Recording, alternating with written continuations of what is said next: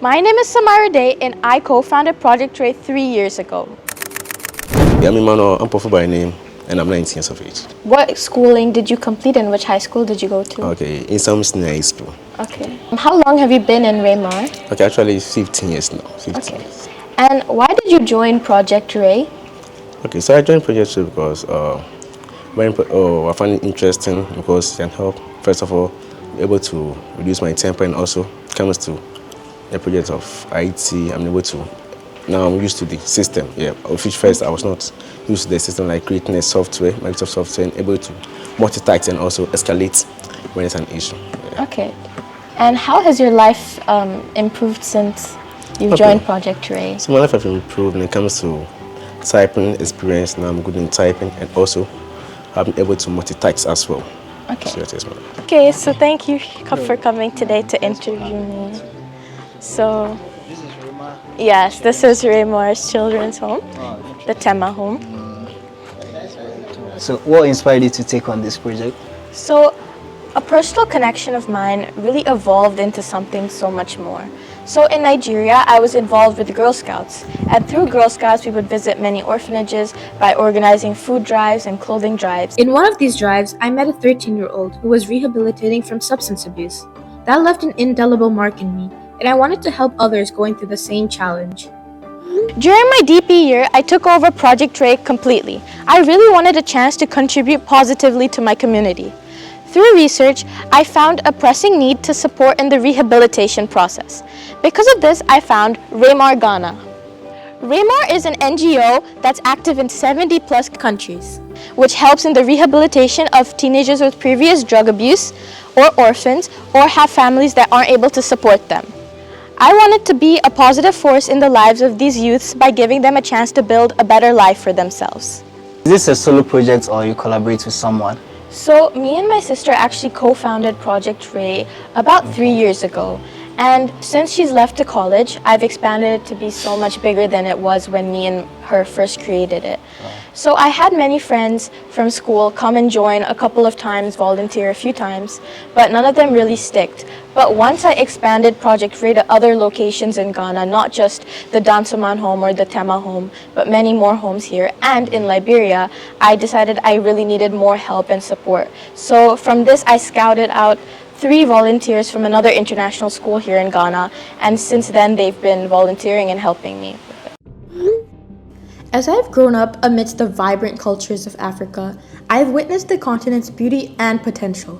However, this richness often remains overshadowed by the issue of inequality in education and opportunities, especially for the underprivileged. Further, my school has instilled compassion and empathy in students through service learning programs, values that have helped me start Project REY. As a student leader, I also embody these values.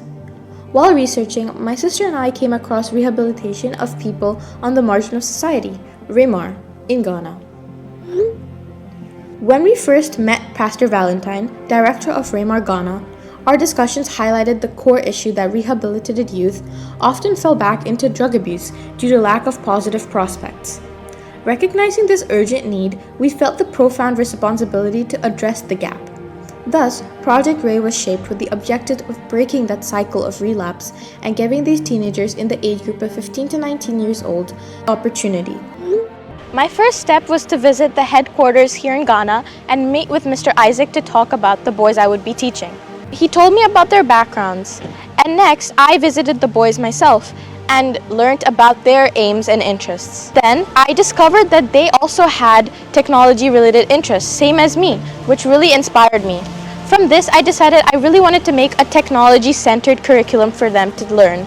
In the end, I wanted to help them get jobs in the IT sector so that they wouldn't fall back into the cycle of drug abuse. At first, my focus was on typing skills. I knew that to reach a good speed without making errors would require a lot of practice. A lot of sessions were planned around typing on this one website, monkeytype.com, where we did diagnostic tests and we practiced typing different sentences. Once they reached a decent level on that, we moved on to Microsoft Word. After a few sessions, some boys still struggled with formatting, so I took time to spend with those struggling individually and help them to catch up. In addition, I got in touch with Mr. Henry, an IT engineer from a business outsourcing company, and got him to look at the curriculum I had put together. I wanted to make sure I wasn't missing any crucial skill set that the boys might need later on. I made changes according to what Mr. Henry advised.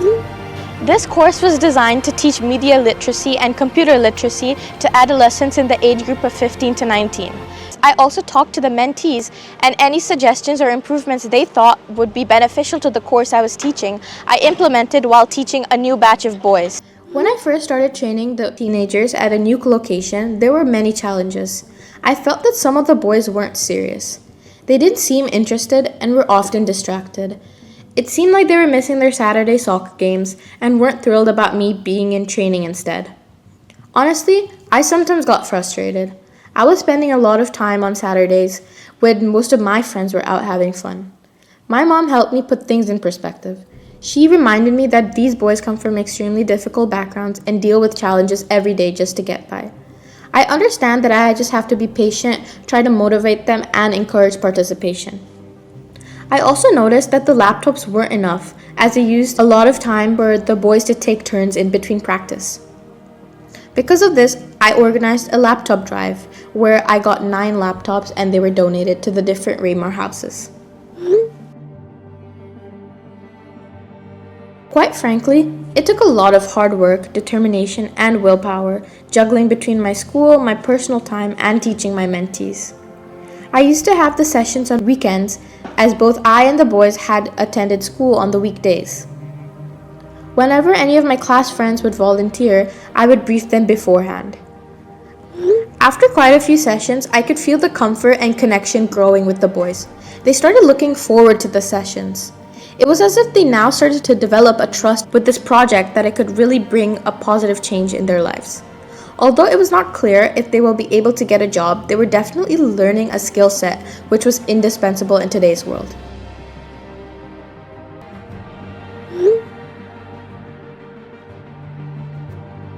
There's no single formula for this, as it's a case-by-case basis, but REMAR follows very strict guidelines against substance abuse, and the interaction with outside society is limited. We forward the details of the boys who've been the most prepared to that of the IT company, who come forward and have joined our cause to break the digital divide.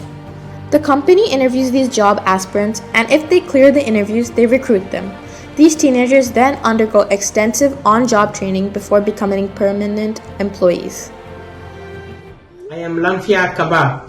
I am a rehabilitated in REMAR Liberia. I'm happy to meet Samaira, who taught me IT a lot, and then I'm also happy to have a job in Liberia. I've got the job because of the teaching that he has done for me, and Samaira gave me a computer. She offered me a computer in with what I'm learning now, the IT, and I'm learning so many things. I pray that I continue to learn from Samaria. Amen. I was able to expand Project REY to other homes here in Ghana, in addition to the Dansoman home and the Tema home. I was also able to expand REY internationally to Liberia. How do you measure the success or impact of this project? Of course, one major success point is when the boys get the job that they've been training for and trying so hard to get. But even just the skills I teach them benefit them in their life. Further, this should be seen as the beginning step, where after the boys who got jobs may work for a couple of years and save the salary that they earn and can think of further education which they can fund themselves. There are 2 factors which will ensure the sustainability. We have discussed with Pastor Valentine that as good practice, my mentees who have acquired jobs and have been in the Project REY training for more than 2 years can start mentoring and training the younger kids in the home. There's a set curriculum and that can be followed quite easily. Secondly, I've collaborated with high school students of another school here in Ghana. A couple of them are well versed in web designing and robotics. So I've also included that in the training as to increase the domain of training. These students are junior to me and have 2 more years to continue this project. Our schools can then convert these into school clubs and more students can join in. I've always struggled with finding long-term and committed volunteers. Many students from my school have volunteered, but for only a short period of time. then the consistency of the training in different REMAR home locations get negatively impacted. I would also look forward to having more companies and organizations come forward and get involved under their corporate social responsibility, not only in terms of hiring but also providing advanced training. If I was to do Project REY again, I would definitely implement a few modifications. First of all, I didn't expect so many of the boys to learn at different rates. I would definitely include different levels to the curriculum where boys who were a bit slower at learning some materials would have more time to do so. I would also create Project REY as a student club. That way, a lot more students would have the opportunity to volunteer and teach these boys the computer skills they have been learning. It would be great if more companies came forward to support such a social cause. As part of their CSR, companies can commit to hire interns from my mentees, and deserving ones can be offered employment. My name is Pastor Valentine, and I'm the director of REMAR Ghana. And our main job is concern the youth, how to rescue the youth from let's say, poverty, miserable situation. Most of our youth, they are coming in so difficult backgrounds, society, and we'll try to rehabilitate and give them opportunity to come back to the society. In fact, you started with Samira, and by God's grace today, 5 of the youth, 1 is Liberia, 4 in Ghana, they'll be able to get a job. In the name of the organization, REMAR International, I want to thank Samira for the good job she's doing with the boys. May God bless her. Project REY has been able to accomplish so much and has created so many new opportunities for the boys in the REMAR homes. My only hope is that this momentum can continue and I can be able to teach more adolescents all over countries in West Africa.